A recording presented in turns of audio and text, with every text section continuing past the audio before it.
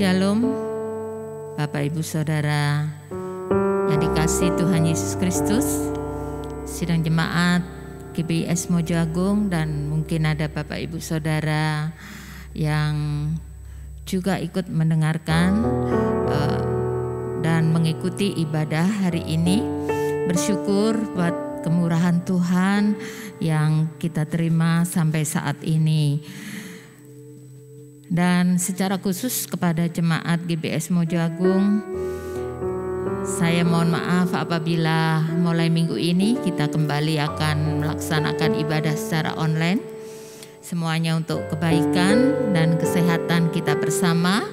Semoga dalam waktu yang tidak lama kita akan kembali dapat beribadah secara tatap muka di rumah Tuhan. Tapi saya percaya semuanya tidak akan mengurangi suasana ibadah. Lawatan Roh Kudus akan ada di dalam ibadah kita, melawat Bapak Ibu Saudara semuanya. Kita akan mulai ibadah saat ini. Kita pujikan terlebih dahulu, hanya dekat Allahku rasa tenang hatiku.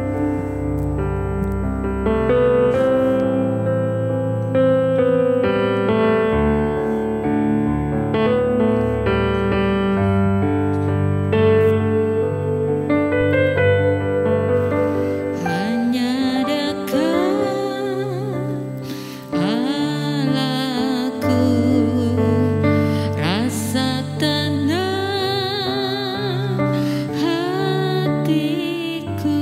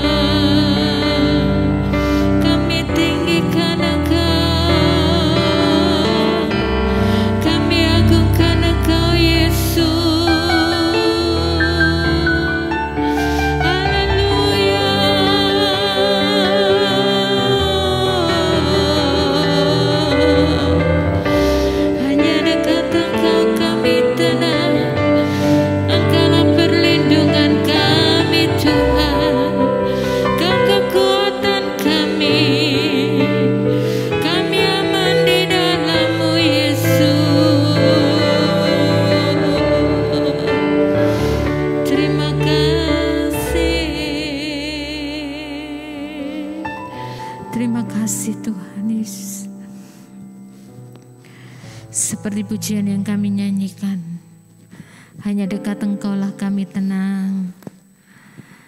Hanya pada Engkaulah ya Yesus kami aman. Engkaulah perlindungan dan kekuatan kami. Kami tahu ada begitu banyak hal yang terjadi di dalam hidup kami. Bahkan peristiwa-peristiwa yang mungkin di luar keinginan dan kemauan kami. Tapi kami tahu bahwa apapun boleh terjadi di dalam hidup kami. Tapi satu hal, ketika kami dekat dengan Engkau, maka disitulah kami merasa tenang sekalipun di tengah badai. Terima kasih Bapa, terima kasih untuk hari ini, kesempatan yang Kau berikan pada kami untuk kami dapat beribadah bersama-sama meskipun secara online. Tapi kami percaya Kuasa-Mu menjangkau seluruh jemaat-Mu, bahkan semua orang yang turut mengambil bagian di dalam ibadah ini. Roh Kudus bekerja di antara kami. Firman Tuhan akan ditaburkan, kiranya Roh Kudus juga bekerja supaya setiap benih firman Allah ini boleh memberkati kami semuanya, membawa setiap kami semakin kuat di dalam Engkau. Pengurapan Roh Kudus ada bagi hamba-Mu juga semua orang dan jemaat-Mu yang mendengarkan firman-Mu saat ini. Dalam nama Tuhan Yesus Kristus kami berdoa, haleluya, amin. Baik Bapak Ibu Saudara yang dikasihi Tuhan Yesus Kristus, kita akan belajar kembali firman Tuhan hari ini. Sama seperti di minggu-minggu sebelumnya, bahwa tahun ini akan menjadi tahun kemenangan bagi kita. Dan tema kita di bulan ini adalah hidup adalah suatu peperangan atau pertandingan. Dan saat ini saya mengambil sebuah subtema untuk kita renungkan bersama-sama. Kekuatan di dalam menghadapi peperangan. Kekuatan di dalam menghadapi peperangan.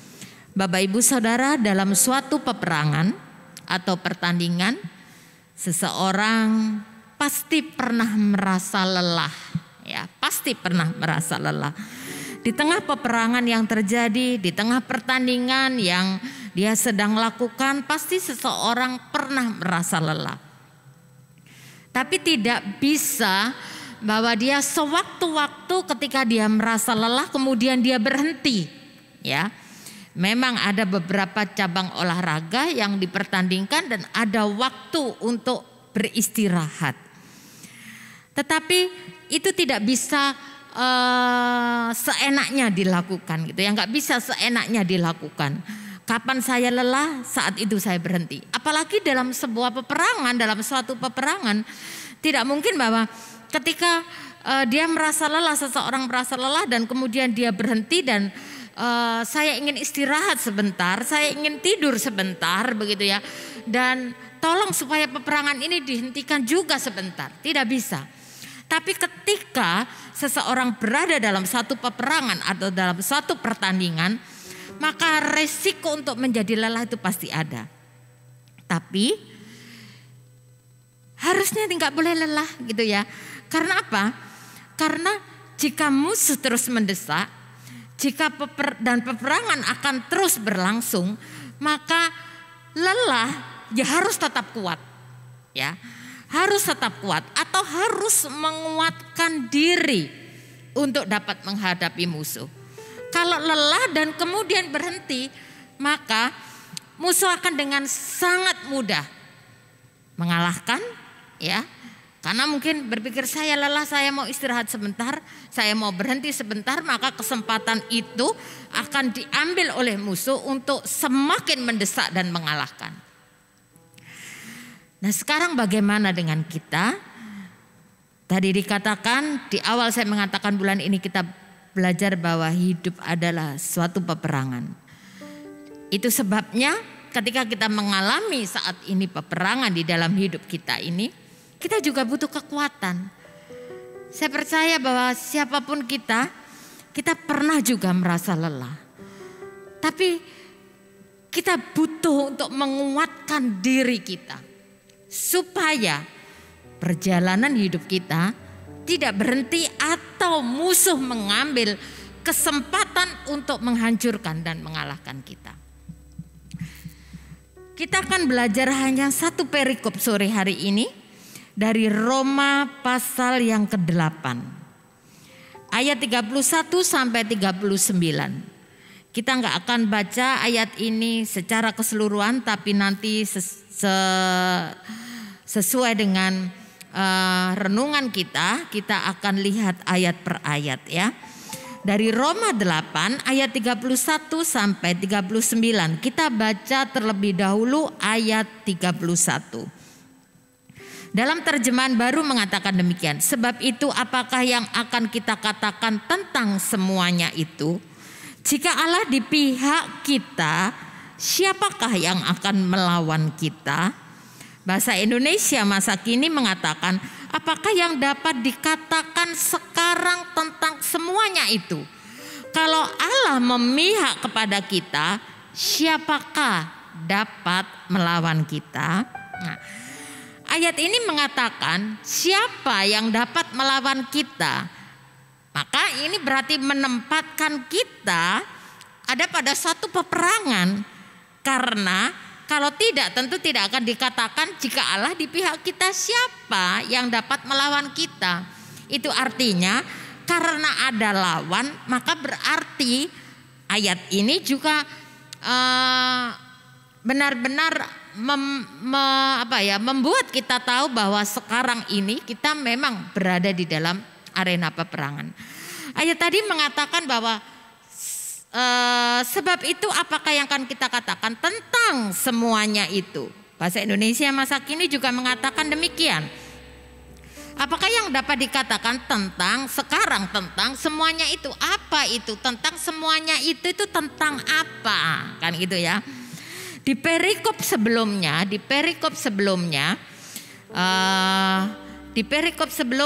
ada mulai ayat 18 ya. Tentang judul perikopnya pengharapan anak-anak Allah. Perikop itu dibuka dengan ayat yang demikian bunyinya. Sebab kita tahu bahwa penderitaan zaman sekarang ini tidak dapat dibandingkan dengan kemuliaan yang akan dinyatakan kepada kita.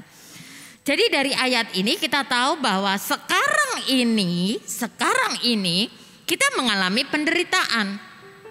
Ya, sekarang ini kita mengalami penderitaan dan ayat 22 ya mengatakan demikian. Sebab kita tahu bahwa sampai sekarang segala makhluk sama-sama mengeluh dan sama-sama merasa sakit bersalin. Maksudnya itu begini, bukan berarti sama-sama merasa sakit bersalin berarti semuanya perempuan gitu ya, enggak. Tetapi maksudnya keluhannya, penderitaannya itu sama seperti seorang ibu yang sedang merasakan sakit bersalin.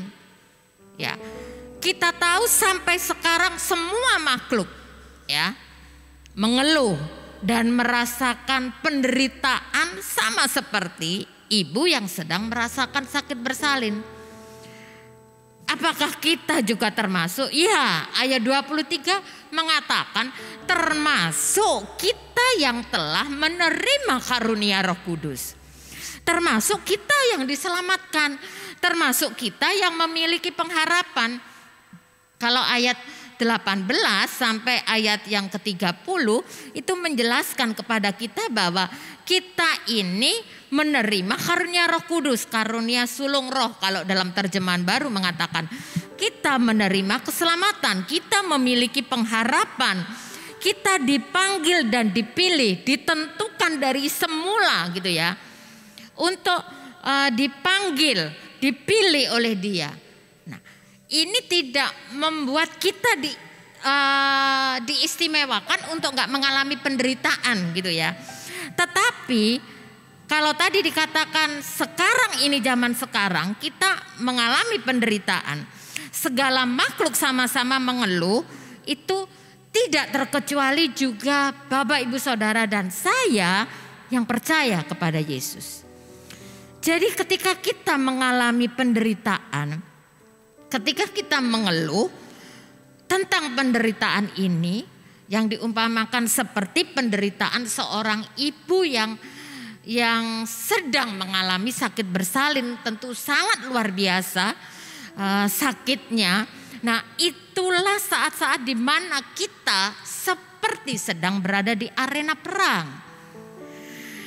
Nah, kalau begitu sekarang pertanyaannya, apakah kita akan kalah ketika menghadapi peperangan ini? Ayat 31 tadi juga mengatakan demikian. Apakah yang akan kita katakan tentang semuanya ini? Tentang apa? Tentang penderitaan yang kita alami, tentang keluhan yang dialami oleh semua makhluk termasuk kita. Nah, ayat berikutnya mengatakan, kalimat berikutnya di ayat 31 mengatakan, jika Allah di pihak kita, kalau Allah memihak kepada kita, siapa lawan kita? Siapa yang dapat melawan kita? Itu artinya bahwa sekalipun kita mengalami penderitaan, sekalipun kita sedang berada di arena perang, sekalipun ada banyak masalah yang terjadi dalam hidup kita karena kita masih hidup di dunia ini, sekalipun kita juga dikatakan tadi mengeluh ya sampai saat ini, tapi dikatakan kalau Allah di pihak kita, jika Allah memihak kepada kita, siapa lawan kita? Jadi maksudnya begini, bukan kita orang-orang yang percaya ini nggak ada lawan, bukan. Tapi ada lawan kan gitu ya. Tapi siapa yang dapat melawan kita jika Allah di pihak kita? Jawabnya tentu saja tidak ada. Kan gitu ya. Jawabnya tidak ada. Jadi dari ayat 31 kita dapat menerjemahkan secara bebas, mengingat semuanya itu, mengingat apa? Mengingat penderitaan yang kita alami, mengingat semua makhluk di bumi ini termasuk kita mengeluh ya. Kami simpulkan, kita dapat simpulkan bahwa oleh karena Allah di pihak kita, maka siapapun tidak dapat mengalahkan kita. Siapapun. Mungkin ada yang masih muda, masih remaja, dikatakan saya belum punya pengalaman. Ya, saya belum punya pengalaman, bisa jadi saya akan kalah dalam arena perang ini. Atau mungkin yang sudah usia lanjut mengatakan saya nggak punya lagi kekuatan. Bagaimana saya akan memenangkan peperangan ini? Saya pasti kalah. Tapi saya bisa pastikan tidak. Siapapun kita, berapapun usia kita, ya. Apakah kita belum pengalaman, misal seperti seorang remaja atau pemuda, atau seperti seorang yang sudah usia lanjut, nggak punya lagi kekuatan secara fisik, tapi Allah ada di pihak kita. Itu yang pasti. Dan ayat ini juga ditegaskan di ayat 33 dan 34 yang mengatakan siapa yang akan menggugat orang-orang pilihan Allah. Maksudnya siapa yang akan menggugat, siapa yang akan menyatakan kita ini bersalah? Tidak ada. Ya, karena Dia yang membenarkan kita. Berikutnya mengatakan siapa yang akan menghukum kita? Gitu ya. Saya bisa katakan tidak ada juga, karena apa? Karena Kristus telah mati untuk kita. Wah, jadi tadi saya memberi judul untuk renungan kita sore ini, kekuatan dalam menghadapi peperangan. Inilah kekuatan pertama yang kita punya. Dan ini memastikan kita bahwa peperangan yang akan kita hadapi pasti kita menangkan. Apakah itu? Allah di pihak kita. Allah memihak kepada kita. Dan kalau Allah memihak kepada kita, siapapun tidak dapat mengalahkan kita. Ingat-ingat, itu yang pertama. Sekarang kita lanjut di ayat yang ke-35. Mengatakan demikian, siapakah yang akan memisahkan kita dari kasih Kristus? penindasan atau kesesakan atau penganiayaan atau kelaparan atau ketelanjangan atau bahaya atau pedang. Saya bacakan di dalam terjemahan sederhana Indonesia mengatakan demikian. Jadi kalau begitu, apakah ada lagi oknum yang bisa menghentikan Kristus mengasihi kita? Tidak ada. Kalau kita ditindas atau menghadapi kesengsaraan atau penganiayaan, apakah itu berarti Kristus tidak lagi mengasihi kita? Tidak. Atau kalau yang memusuhi Kristus membuat kita sebagai pengikutnya tidak bisa membeli makanan atau pakaian ataupun membunuh kita, apakah itu berarti Kristus tidak lagi mengasihi kita? Tidak. Jadi semuanya sudah dijawab. Kalau terjemahan baru tadi semuanya mempertanyakan. Dalam bahasa Indonesia masa kini mengatakan demikian. Apakah ada yang dapat mencegah Kristus mengasihi kita? Dapatkah kesusahan mencegahnya? Atau kesukaran atau penganiayaan atau kelaparan atau kemiskinan atau bahaya ataupun kematian? Tidak dijawab. Masing-masing dari kita yang bisa menjawabnya. Tapi terjemahan sederhana Indonesia tadi menjawabnya. Jadi keadaan-keadaan yang tidak menyenangkan itu bisa terjadi dalam hidup kita. Keadaan yang membuat Bapak Ibu Saudara dan saya seperti berada di medan perang. Apa itu? Ayat 35 tadi mengatakan itulah kesusahan atau kesengsaraan atau keadaan yang sulit. Saya percaya semuanya pernah mengalami.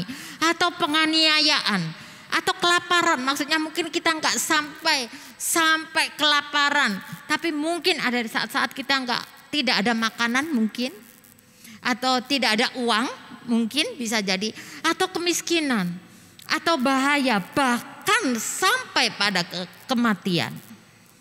Semua keadaan itu yang tidak menyenangkan itu, keadaan yang sulit itu, berapapun persentasenya gitu ya. Apakah sedikit, apakah sedang, ataukah banyak? Apakah hanya sekian persen sedikit saja, ataukah keadaan sulit ini ringan atau berat gitu ya? Semua keadaan itu tidak dapat mencegah Tuhan Yesus untuk terus mengasihi kita. Tidak dapat menghentikan Tuhan Yesus mengasihi kita. Tidak dapat menghalangi Tuhan Yesus untuk mengasihi kita. Bahasa Indonesia masa kini tadi mengatakan bahwa apakah kesusahan, kesulitan itu bisa mencegah sehingga dia tidak mengasihi kita? Apakah kesukaran juga membuat dia tidak bisa mengasihi kita lagi? Atau hal-hal yang lain tadi yang disebutkan bahkan sampai kematian, apakah itu bisa membuat dia tidak mengasihi kita lagi? Atau menghentikan kasihnya kepada kita, atau menghalangi kasihnya kepada kita? Terjemahan sederhana Indonesia tadi menjawabnya tidak. Sama sekali tidak. Jadi sekarang Bapak Ibu mari ubah pola pikir kita. Mungkin selama ini ada di antara kita yang berpikir bahwa ketika keadaan sulit terjadi, ketika masalah penderitaan, kesukaran, atau pencobaan, sakit atau apapun terjadi dan itu tidak menyenangkan, sesuatu yang tidak menyenangkan terjadi, maka kita berpikir, seringkali kita berpikir bahwa dia tidak mengasihi saya gitu ya. Yesus tidak mengasihi saya. Tapi kita tahu bahwa keadaan-keadaan sulit dan tidak menyenangkan terjadi bukan berarti dia sedang tidak mengasihi kita atau dia sedang membiarkan kita. Karena ayat tadi mengatakan dengan jelas bahwa keadaan sesulit apapun tidak pernah menghentikan kasihnya kepada kita. Kita ternyata seseorang yang sangat istimewa bagi dia. Kalau kita sebagai manusia, ada hal-hal di mana sepertinya kasih kita kepada seseorang yang tadinya kita kasih mulai berkurang. Ketika seseorang mengecewakan kita, mungkin kita sudah mulai berubah. Kasih kita mulai sedikit surut gitu ya. Kasih kita mulai sedikit berkurang. Ketika keadaan-keadaan tidak menyenangkan terjadi, mulai berubah. Tetapi ayat ini mengatakan, sesulit apapun keadaan kita, Saya katakan sejatuh-jatuhnya kita, itu bukan berarti dia tidak mengasihi kita atau menghentikan kasihnya. Tapi dia tetap mengasihi kita dengan sangat luar biasa. Sekarang kita lompat di ayat 38 dan 39. Saya akan bacakan ayat ini dalam terjemahan bahasa Indonesia masa kini. 38 dan 39. Sebab saya percaya sekali bahwa di seluruh dunia, baik kematian maupun kehidupan, baik malaikat maupun penguasa, baik ancaman-ancaman sekarang ini maupun ancaman-ancaman di masa yang akan datang, atau kekuatan-kekuatan lainnya, bahkan hal-hal yang di langit maupun hal-hal yang di dalam bumi atau apa saja yang lain, semuanya tidak dapat mencegah Allah mengasihi kita seperti yang sudah ditunjukkannya melalui Kristus Yesus Tuhan kita. Ayat ini kalau tadi keadaan-keadaan yang sulit terjadi 35 tadi ya. Jadi kalau ayat 35 kemudian ditegaskan di 36, sepertinya kita ini selalu berada di dalam keadaan bahaya. 38-39 meyakinkan kita lagi bahwa kematian atau kehidupan, malaikat-malaikat atau penguasa, ancaman yang terjadi sekarang ini, nah seperti mungkin sekarang ini, ancaman yang sekarang sedang terjadi adalah pandemi ini, COVID ini ancaman zaman sekarang. Atau ancaman yang akan datang dan kita nggak tahu itu apa yang akan terjadi. Kekuatan di langit dikatakan bahwa bahkan di bagian langit yang tertinggi atau di bumi, di bagian bumi yang paling dalam gitu ya, apa saja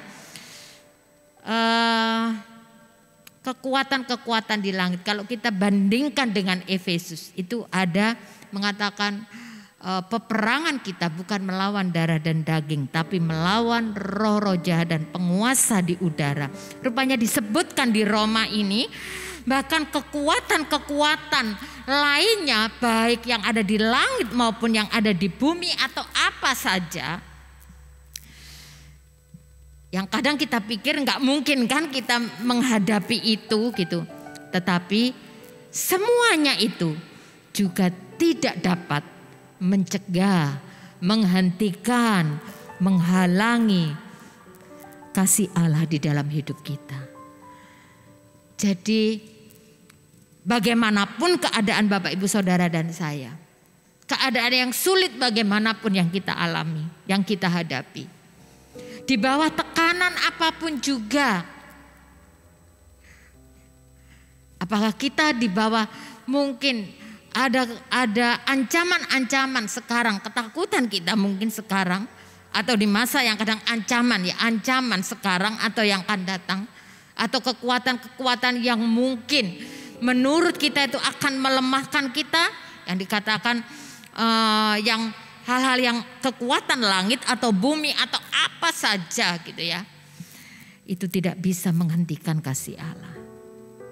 1 Yohanes katakan bahwa roh yang ada di dalam kita lebih besar dari semua roh yang ada di muka bumi ini. Jadi ayat ini dapat kita terjemahkan secara bebas demikian. Sebab saya yakin bahwa tidak ada sesuatu apapun yang dapat membuat Allah tidak mengasihi kita lagi. Sesuatu apapun tidak menjadi soal. Nah ini yang seringkali mungkin tidak terpikirkan oleh kita. Tidak menjadi soal apakah kita mati atau hidup gitu ya. Malaikat-malaikat, pemerintah-pemerintah di langit maupun kekuatan-kekuatan lainnya di langit. Demikian juga apa yang terjadi sekarang ataupun apa yang terjadi di waktu yang akan datang tidak mampu memisahkan kita, tidak mampu menghentikan kita, gitu ya, menghentikan Allah untuk mengasihi kita. Jadi kita nggak tahu apa yang terjadi di waktu yang akan datang. medan perang kita seperti apa di waktu yang akan datang. Tapi yang kita tahu, Allah mengasihi kita dengan sangat luar biasa. Apapun yang terjadi tidak akan pernah berhenti, Dia mengasihi kita.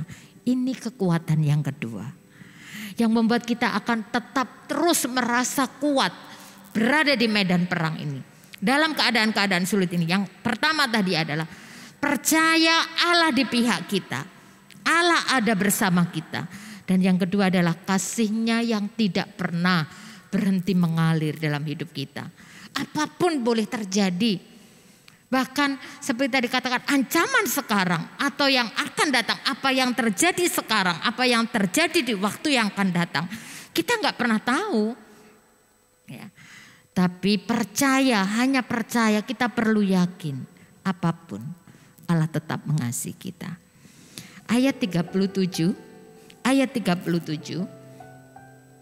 ini menjadi ayat yang harusnya akan memotivasi, menyemangati kita. Tetapi dalam semuanya itu kita lebih daripada orang-orang yang menang oleh Dia yang telah mengasihi kita. Dalam semuanya itu apa? Tadi yang disebutkan tadi di ayat 35. Tetapi dalam semuanya itu ayat 31 tadi juga mengatakan demikian. Apa yang akan kita katakan tentang semuanya itu? 37 mengatakan tetapi dalam semuanya itu dalam apa? Ketika kita dalam kesukaran, dalam kesengsaraan, dalam penganiayaan, dalam bahaya, kita hidup atau mati, kita dalam kelaparan atau keadaan-keadaan yang sesulit apapun, dikatakan bahwa kita adalah orang-orang yang lebih dari orang-orang yang menang. Bahasa Indonesia masa kini dan terjemahan sederhana Indonesia mengatakan hampir hal yang sama. Dalam semuanya itu, dalam semua hal yang Bapak Ibu Saudara dan saya hadapi, kita mendapat kemenangan yang sempurna. Dalam semuanya, dalam semua perkara, dalam semua hal yang terjadi pada kita, dikatakan lebih dari orang-orang yang menang. Mengapa dikatakan lebih? Karena kemenangan kita sempurna. Karena kita mengalami kemenangan yang besar. Seperti apa itu? Karena kemenangan kita itu bukan karena kekuatan kita. Makanya tadi di awal saya katakan, kalau orang muda mengatakan bagaimana saya akan memenangkan ini? Karena saya nggak punya pengalaman. Orang yang sudah usia lanjut katakan bagaimana saya memenangkan peperangan ini? Karena saya nggak punya kekuatan lagi. Tapi siapapun kita akan mengalami, pasti mengalami kemenangan yang sempurna, kemenangan yang besar. Bukan karena kekuatan kita.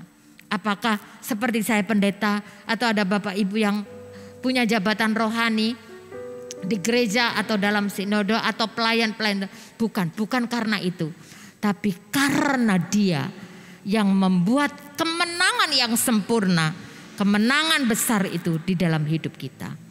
Jadi Bapak Ibu Saudara, ingat, ketika kita ada di dalam medan perang, ketika penderitaan, kesulitan, pencobaan, sakit terjadi, keadaan-keadaan sulit yang terjadi dalam hidup kita, seperti saya kan, kita berada dalam medan perang, ada tekanan, kita harus berjuang, kita harus punya kekuatan yang ekstra.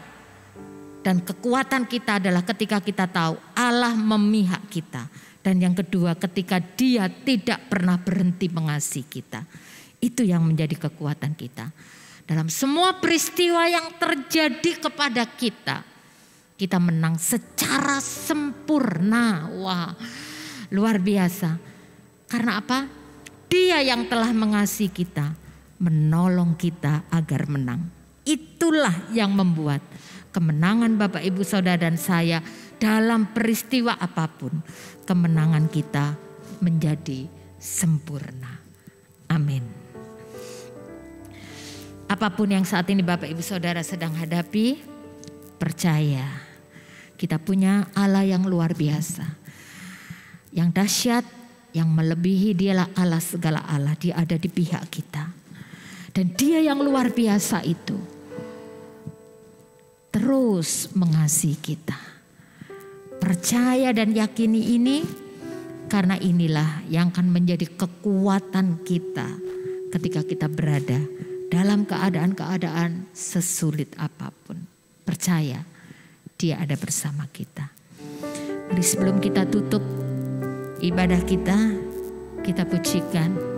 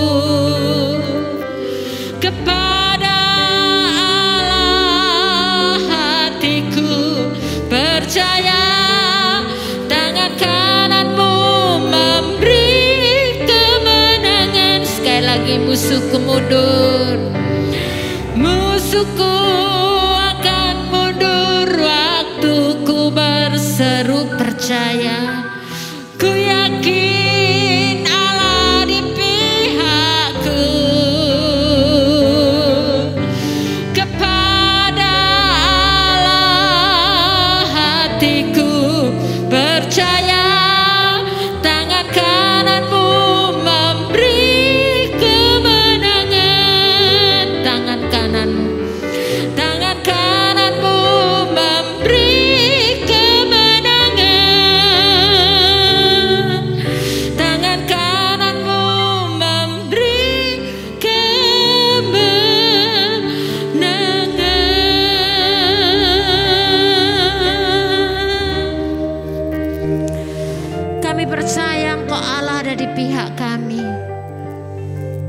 Kami percaya Engkau Bapa yang terus akan mengasihi kami. Inilah yang menjadi kekuatan kami, orang-orang yang percaya kepadamu. Kami boleh mengalami kesulitan dalam hidup ini. Kami boleh mengalami kesukaran, sakit, penganiayaan, atau keadaan-keadaan yang mungkin saja yang terjadi dalam hidup kami yang tidak menyenangkan kami, yang menyulitkan kami. Tapi kami tahu bahwa sesulit apapun keadaan yang kami alami, bahkan ketika kami seolah-olah berada di dalam medan perang dengan musuh yang mendesak kami, musuh yang kuat, tapi kami tahu kami punya Allah yang lebih dahsyat yang ada di pihak kami.